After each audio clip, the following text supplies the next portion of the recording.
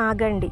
ఈ 3 సంకేతాల్లో ఒక్కటైనా మీ జీవితంలో కనిపిస్తే సాయిబాబా మీ ఇంటికి తన ఆశీర్వాదాన్ని పంపుతున్నారు అని చాలామంది భక్తులు నమ్ముతారు.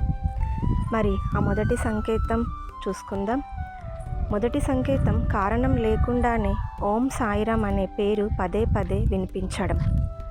రెండవ సంకేతం ఎన్నో రోజులుగా ఆగిపోయిన పని అకస్మాత్తుగా ముందుకు కదలడం. మూడో సంకేతం మనసులో భయం తగ్గి కారణం లేకుండానే ప్రశాంతత కలగడం. ఇవి చాలామంది భక్తులు బాబా కరుణకు సంబంధించిన ఆధ్యాత్మిక సంకేతాలుగా భావిస్తారు.